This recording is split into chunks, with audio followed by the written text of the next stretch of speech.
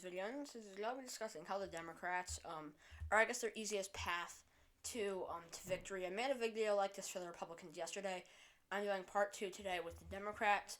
So we're going to start off by labeling all their safe states. If they don't win these, they're screwed. They're not going to come anywhere close to a victory.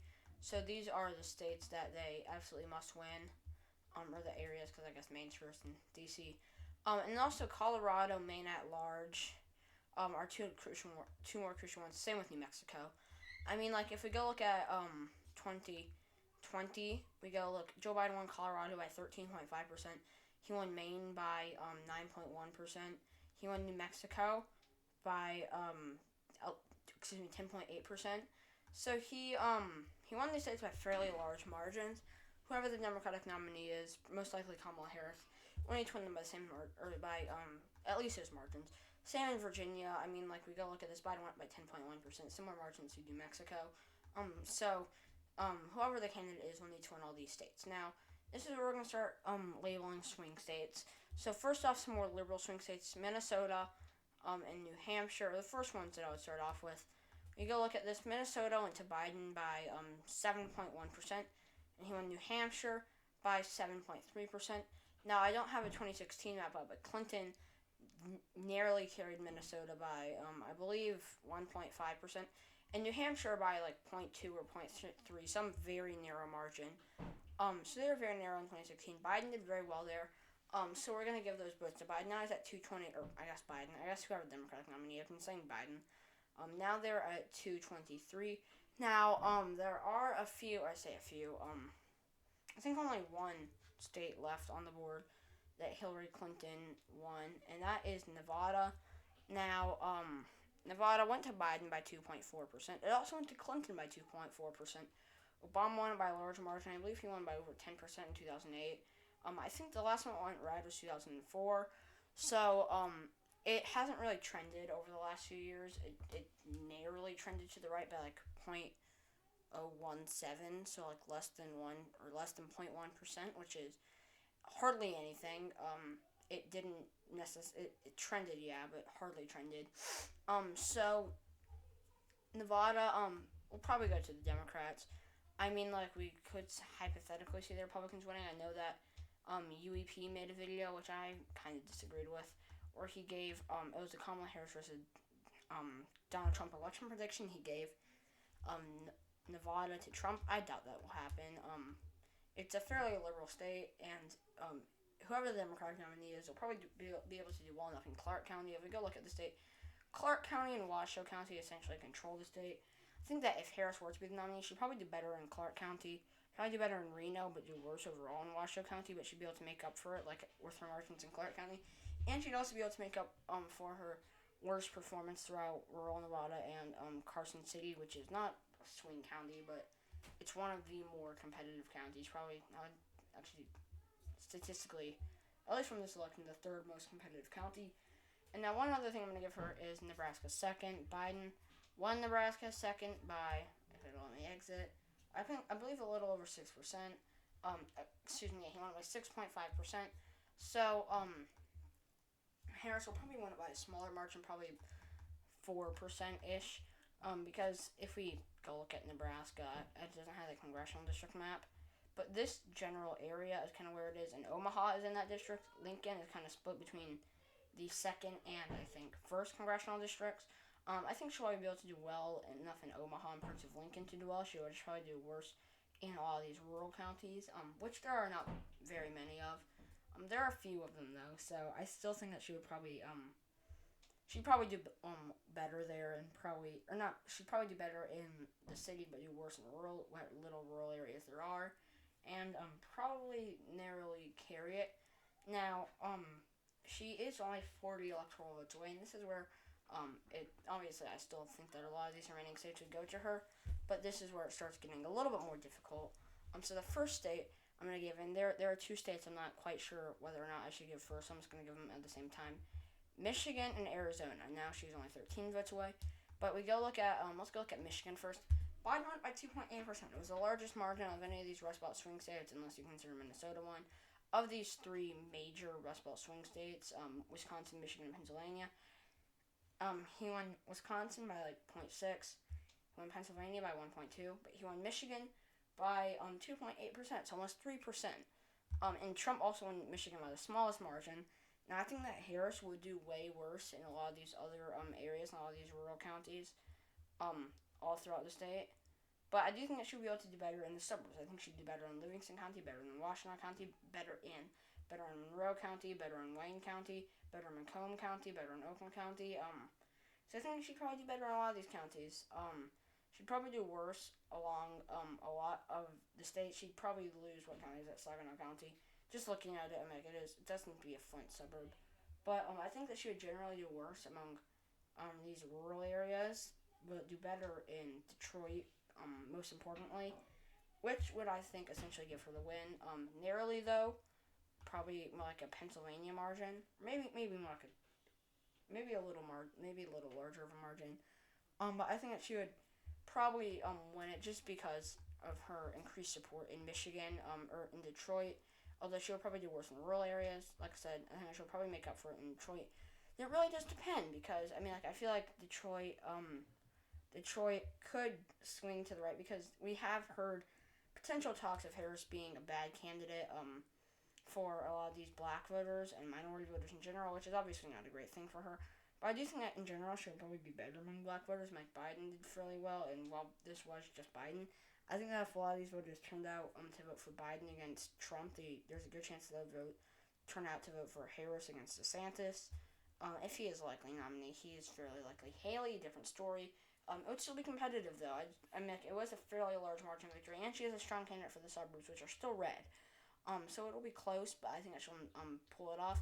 State of Arizona, she will do better than Biden, almost certainly. She'll do much better in Maricopa County. Probably went by 3, maybe 4. I doubt it, though, but maybe 4%. And honestly, I think that'll probably lead her to a 2-3% win on the statewide level, just because she's a strong candidate for the suburbs and probably a fairly strong candidate for a city like Phoenix. So we're going to give her the state of Arizona. Now, we're only 13 electoral votes away from seeing this, so we're getting very close.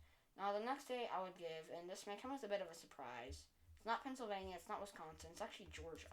I think that Georgia is the next easiest state for her to win. She's a not great candidate among the white working class. The only real reason I gave her Michigan was because it's just more liberal than a lot of these states, and I still think that she would do fairly well in Michigan. I think that both her and Biden have shaky pasts when it comes to, or shaky past with minority voters when it comes to things, like what we're seeing with Harris and like what we saw with Biden. But in the end of the day, a lot of these voters still like Biden.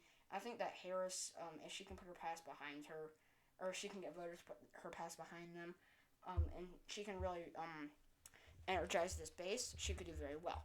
Now, looking in Georgia, Biden also is not a great candidate for minority voters. I think she'll probably improve in Fulton County and DeKalb County just because, if we go look at the shift from 2016, where is it?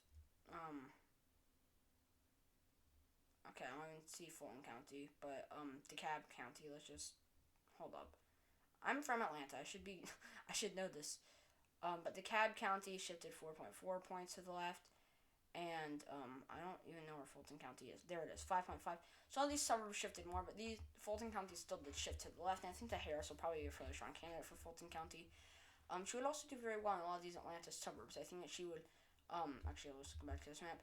She'd do better in Henry County, do better in Gwinnett County, do better in Cobb County, make Newton County, or excuse me, not Newton County, it's Henry County, over 20%, which it already was, actually, now looking at this. Make Gwinnett County over 20%, make Cobb County probably like a 17% margin of victory, and do very well in a lot of these areas. I think she'd also maybe not be as strong in like Chatham County. I don't know. She'd probably be a fairly strong candidate though. I think that she would do worse among rural voters, as I discussed, but she would do much better among suburban voters. And I think that she could do better in Atlanta and a lot of these other areas. So I think that she would probably narrowly pull off a victory there. I don't know though. It could be very close with DeSantis because he's a fairly strong suburban candidate. Or at least he's supposed to be. He wasn't an amazing suburban candidate in Florida. If we go look at it, he lost. I'll go pull up a governor map. Here I have a governor map. We go look at this. DeSantis lost Pinellas County by 3%. He lost Seminole County by 1.8%, if I'm doing my math right. He lost Duval County by like 4.4%. So I'm just looking at a lot of these counties. That was just a little brief thing. But I think that Harris will ultimately, even if the candidate is DeSantis, probably get a net gain in suburban areas. I don't know if the candidate is DeSantis, Michigan and Georgia, which I've discussed previously, could both be like legitimate toss-ups. But I think that they're pretty. I think that Harris would still probably be the favorite. It would be close. But I think that ultimately her increased support. I mean, like we go look at the shift from 2016 in a lot of these counties. Fayette County shifted 12 points more to the left. If you look at how much Trump won it by, he only won it by 7%. If he does that again, the Democrats will win there by like 5%. Rockdale County, Cobb County, Paulding County, Douglas County. So like Paulding County is a conservative county, but it's still shifted a lot to the left. Like a lot of these counties are shifting to the left, and I think that this will obviously hurt the GOP. But I think that this will help Harris, especially considering the fact that I think she is a fairly strong candidate for the suburbs. I think that I've discussed this previously, probably a better candidate for states like Virginia. But still, I think she's a fairly strong candidate for a state like Georgia. Not a great candidate for the Rust Belt, though. DeSantis would probably win Wisconsin, Pennsylvania. He'd probably win Iowa by maybe, I doubt it, over 15%, but he'd win it by a lot. A lot of these Rust Belters, I highlighted Tennessee as if it's part of the Rust Belt, whatever. Because now Tennessee counts as the Rust Belt. You know, this right here, this is the Rust Belt. No, okay, that was a joke. Obviously, Florida's not the Rust Belt.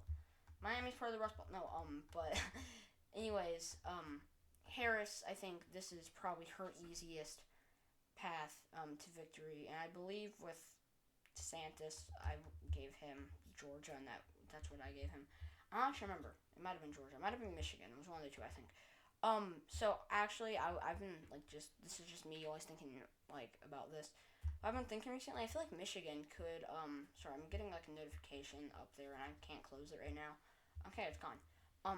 Michigan may be the most important state. I'm just gonna talk about this like really briefly, because I mean like, well, I'm just gonna go highlight Nebraska red, and I'll go get the second district. This is like a very brief thing because I'm not about to make a video. I might make a video about why Michigan is the most important state, but right now, like, no candidate can win without Michigan. If we give the Republicans Michigan, the Democrats win. Except we look at this map. Let's just go take a look at the Rust Belt because this is probably the most important region in the nation. We give the Republicans both states, but we give the Democrats Michigan, they win. We give the Republicans. Actually, I forgot to give the main second. I forgot to give the Democrats that. Give the Republicans Michigan. The Democrats now need to win with Wisconsin and Pennsylvania. Now, if the Republicans were to be able to flip Michigan and Florida, or Georgia, they would win. Now, Michigan and Georgia, I guess, are two of like the most important states in the election. I don't necessarily think that Georgia would be safe, but the Republicans can't really win without Michigan. And if the Republicans win both these, Democrats can't win without Michigan. We give Republicans Michigan. So obviously the Rust Belt as a whole would be required to win. But if the Republicans were to be able to win Wisconsin and Pennsylvania, which is not unlikely, like we could easily see that come 2024, Michigan would kind of be the deciding factor. That was very random, so I'm sorry about that. I was just like I feel like I was like, okay, well, I need to share this. Very random once again. I'm sorry. But yeah, thank you guys so much for watching this video. If you enjoyed it, don't forget to leave a like. Please subscribe to my channel and stay tuned for my next video, and I will see you all there. Bye!